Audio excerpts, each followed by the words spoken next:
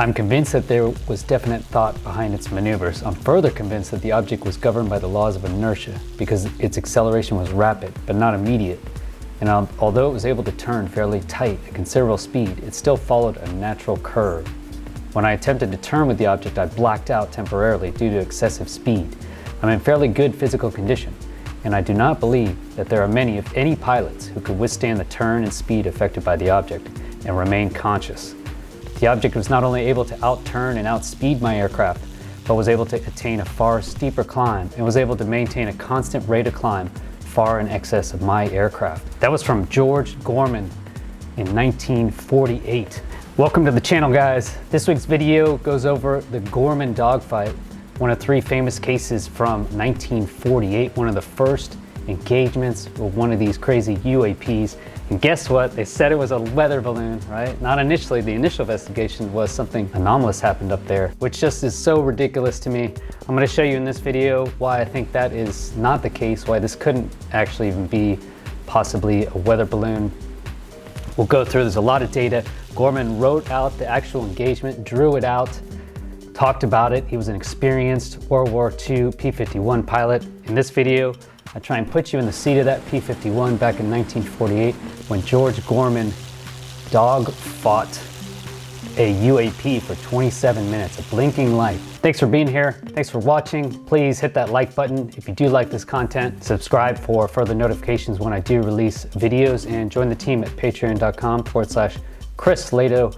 Onto the video. History Channel did their first episode of Project Blue Book on the Gorman Dogfight. So I'll reference this article for this video. When a U.S. fighter pilot got into a dogfight with a UFO, the government explained the rapidly maneuvering lights as a weather balloon.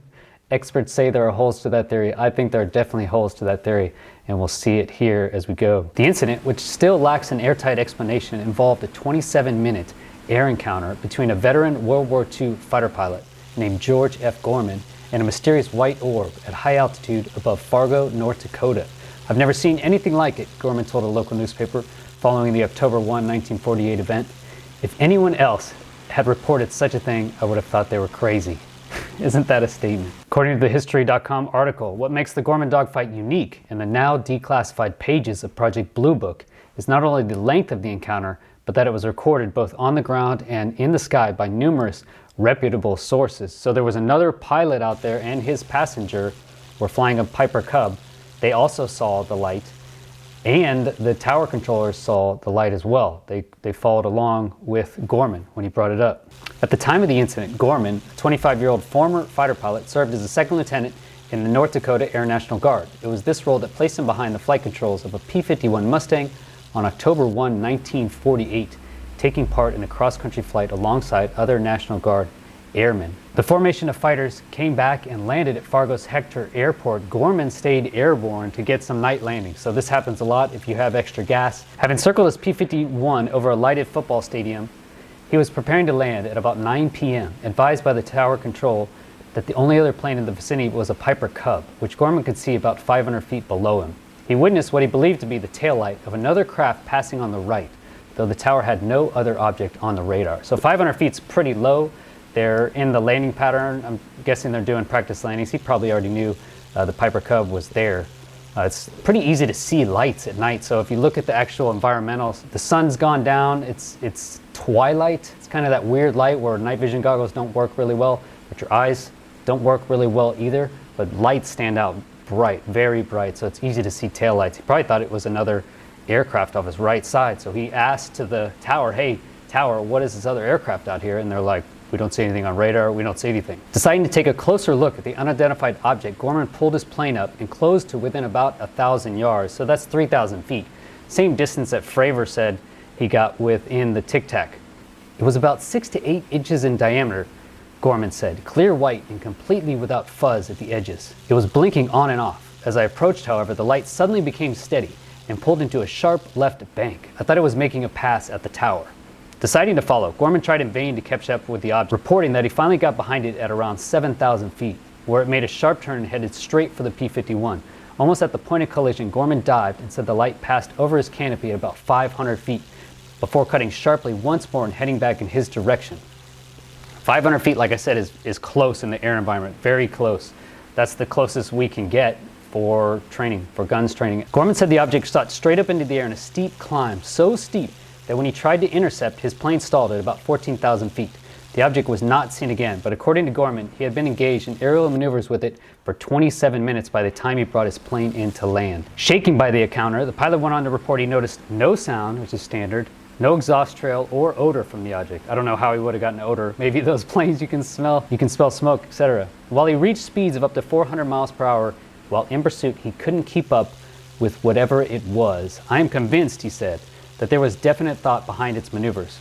Gorman said in a sworn statement to his commander, I am further convinced that the object was governed by the laws of inertia because acceleration was rapid but not immediate, and although it was able to turn fairly tight at considerable speed, it still followed a natural curve. So what's awesome about this engagement is he drew it up in very fine detail. So I'll show you that here. Okay, so this is page 5 of 6. Okay, so this is the overhead view looking from above, and then this is page 6 of 6. And it says here, cross-section of last maneuver. So this is that last engage. This is from the side. So you imagine the ground is down here. Usually we draw little lines here. This is the side view and vertical, right? So this is a vertical maneuver up into a stall, and then the object goes straight up. This is from overhead on the left side here. So I mapped this over the actual satellite image of Fargo, and you can see it lines up almost perfectly with where the old field was located. This is the old field. So Fargo Field, now it's the new airport for Fargo, I guess, International Airport. But if you look here, it's actually drawn, he drew it very accurately, I think, if you look at the layout of the fields. Okay, so the older fields are laid out like this. They're only 3,000 to 4,000 feet long because that's the only landing and takeoff distance they needed. Right? F-16 needs at least 8,000 feet now. That's why you see the much longer runway for the modern aircraft, okay? But the old field is still there, laid over the old field, and he drew it down to a T from 1948. Very cool going back to 1948. You can see where our fighter techniques come from. He has a scale here. So this is 1 nautical mile. He drew up, this is number 81 highway. You can even see a little curve here. Okay, so I think he drew this in pencil and then went over again in pen. And you can see the Red River. Okay, and it looks like they actually moved the Red River on the satellite image to make up for this golf course. Okay, but you can see this little line, it goes right into Fargo, and this is the city of Fargo. Okay, so this drawing I think is very accurate, and we have to take it as a fighter pilot. He's an experienced fighter pilot. I think this is going to be very accurate. Okay, they're looking outside, F-51s, they're visual, looking outside most of the time. He's going to see Fargo, right? This is the city of Fargo. So there's only going to be lights around this. He's going to know exactly where it is. That's how he's going to reference, right? That's why he drew this, because they used number 81 to get back to the field, right? They probably flew back in between number 81 and the Red River lines them up with the field. Well, as he's practicing out here, he's looking for that football game. He sees it in the city of Fargo, and he looks up now and he sees this object, okay? So this is the first sighting over the city of Fargo, 4,000 feet altitude. It says first sighting here of the object. So there's X's and O's is what they use. That's funny, right? I didn't know they used X and O's. X's he denounces as the fighter, and O's he denounces as the object. So here's the first point. They're about 3 miles apart. He sees the O outside of the city, okay, while he's over it. He's like, what is that thing, right? So he starts pointing his aircraft at it, and he tracks it, right, as it goes closer to the city towards the field. And this is where he decides he's going to intercept it. You see here it says initial interception pattern. So overhead view, right, he's trying to make his lines match up with this one. So he sets up an interception vector. How do we do that in a plane? Well, you just maneuver the plane so that the object you're trying to intercept doesn't move. Okay, you know you're on a collision course because there's no line of sight changing on the canopy. Right? It makes sense. If it's not moving, right? If a ball's not moving, it's coming right towards your face. So he sets up an intersection vector here. He descends, okay, so that's why his X's are getting closer together. He's actually going into the paper, if you think about it. So he descends to try and make the intercept. Similar to what David Fravor did, trying to intercept, right? Is basically we're getting our lines to meet. And what he says is the object actually accelerates, okay? Area of acceleration here of the object. So it accelerates. He said estimated speed about 650 to 700 miles per hour. So he's going up to 400 miles per hour, he says. And right here, he says 425 miles per hour was his speed. Okay, so he sees the thing accelerate and then does this smooth turn, high G. Okay, as he says in his statement, he's relatively fit and he doesn't think any other pilots would be able to maintain this sort of turn. To be able to do that turn, I would say, is one of the observables. Acceleration above human limit. My big point is, how can a weather balloon do this? Okay, a weather balloon cannot do that. What I also found was the turn radius diagrams and the time to climb for a P51. Okay, and the turn radius of a P51 is 853 feet. 853 feet. So 1,000-foot radius, like I mentioned, inside of 3,000 feet, you can see something pretty clearly. Inside of 1,000 feet, you can see something very clearly. And a P51 can do a pylon turn. Literally can just circle at 1,000-foot radius right around a weather balloon. Okay, it just does not make sense.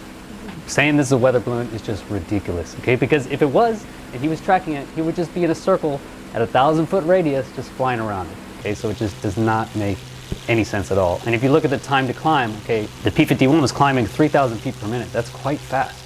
And at full RPM here, if we look at the actual climbing engagement, so the final maneuver, he says, when this thing basically goes up into space, essentially. Okay, so he's at 60 inches, 3,000 RPM. I believe this is max power for the P51. It says letting down from 13,000 feet. So that's an IFR term. He's descending from 13,000 feet. This thing, the object's coming at 9,000 feet. So I think he's trying to, again, intercept it, this time from high to low. And the object, he says, does a climb. So he tries to maintain it in a steep climb and is unable to maintain at 14,500 feet. The P51 loses energy and stalls and falls back towards the Earth. So that's what he wrote here. Okay, letting down from 13,000 feet, the object does a steep climb, and he said object's rate of climb did not decelerate in its climb. Last sight of it in this climb. So this is where he sees last sight, as this thing just flies up into space, or wherever it goes. Okay, above 14,500 feet. Again, he would have fallen back down. He probably wouldn't have been able to see behind him, but that was it. He didn't see the object again. Flew back to the base. Gorman reported blacking out temporarily due to the excessive speed he reached in attempting to turn with the object. I am in fairly good physical condition, and I do not believe that there are many, if any, pilots who could withstand the turn and speed affected by the object and remain conscious. The object was not only able to outturn and outspeed my aircraft, but was able to attain a far steeper climb and was able to maintain a constant rate of climb far in excess of my aircraft. And this is a P51, remember that. This is the best aircraft essentially we had in 1948 to my knowledge, and this thing was outmaneuvering it. Mentioned at the beginning there was other witnesses. So who else witnessed it was air traffic controller Lloyd D. Jensen and H.E. Johnson. They were manning the Hector Airport tower. According to Johnson, who reported seeing the Piper Cub and the UFO at the same time, the object was traveling at a high rate of speed and was fast enough to increase the spacing between itself and Gorman's fighter. So again, if that is the case, this cannot be a weather balloon, okay? If it is, it's a weather balloon that can outmaneuver a P-51 and climb up into space. Well, weather balloons can climb up into space. Johnson described the object as appearing to be only a round light, perfectly formed with no fudgy edges or rays leaving its body. So he also had a description of it that matched to Gorman. Dr. A.E. Cannon, the pilot of the Piper Cub, and his passenger also viewed the object, both in the sky and upon their return to the airport, where they immediately joined the traffic controllers in the tower. Cannon described the light as moving very swiftly, much faster than the 51. 2 Civil Aeronautics Authority employees on the ground also reported seeing the object. So what did they do? Okay, so they sent out a team, the Air Force sent out a team initially, and they said it was definitely anomalous, right? U.S. Air Force investigators from Project Sign, later to become Project Grudge and ultimately Project Blue Book, soon arrived in Fargo, where Geiger counter measurements of Gorman's plane revealed heightened radioactivity, though this was later explained away as a side effect of the high altitude flying that took place. High altitude flying, okay, 14,500 feet is that's not high altitude flying, okay, that is not that high. I can't imagine that an aircraft will get Geiger radiation. I mean, if that's the case, then I am totally screwed as an F-16 pilot. We flew way higher than that. I can't imagine the Geiger counter readings. Okay, so why do they keep saying it's a weather balloon? Okay, they went with, the initial investigation was it's anomalous, something crazy happened there, but a few weeks later it gets back to the Pentagon, and surprise, surprise, they come up with the weather balloon theory. Okay, so they say back in Fargo, after the Air Weather Service revealed it had released a lighted weather balloon 10 minutes before Gorman first saw the object, investigators pounced, proclaiming the balloon the likeliest explanation for the object seen. Unless you actually look at it at all. If you spend any time looking at it at all. They said As for the seemingly incredible movements witnessed, the report said those were due to Gorman's own maneuvers as he tried to chase the bright object. So he obviously didn't know where the city was. He didn't know how to turn. He didn't know the physics of the P51, even though he's an experienced fighter pilot out of World War II. I mean, he flew over the ocean, most likely. The guy is an experienced pilot, and many pilots died, many. Okay, just surviving is testament to his skill. So Gorman, after returned to the Air Force full-time, he never spoke of it again, and he retired as a lieutenant colonel in 1969. But he was never convinced that he would be dueling with a lighted balloon for 27 minutes. I cannot possibly imagine that. Just seems ridiculous to me. To me, it sounds a lot like that A-10, the A-10 ball of light. It sounds like the orbs that we've been seeing following our own fighters, and very much like the Foo Fighters, right? This seems like a American version of the Foo Fighters that we saw World War II. Graham Randall wrote a book about that. Let me know what you guys think. Do you think Gorman was dogfighting a lighted weather balloon, or do you think this is just one of the first instances back in 1948 of a case? And what do you think about the Air Force, man? Christopher Mellon wrote a recent article just scathing the Air Force. Yet again, they are going to classify and overclassify the videos. Videos like Gimbal, Go Fast, and Flare 1 would be classified according to this new case. So of course, the standard idiocy coming out of higher Pentagon, it's just ridiculous. Again, they won't realize, when will they realize that transparency actually helps us? And when are we going to realize, as the actual taxpayers, right? The money that they're using to collect all this data, we freaking gave them, man. And by giving, I mean they took it, essentially. But that is their goal, is to support the people, okay? We, the people. Transparency is what we deserve. Transparency is what we should be fighting for. So Lou Elizondo, he said, we've made huge strides. So if you know your congressman, or write to them, tell them to push for transparency. This is ridiculous, man.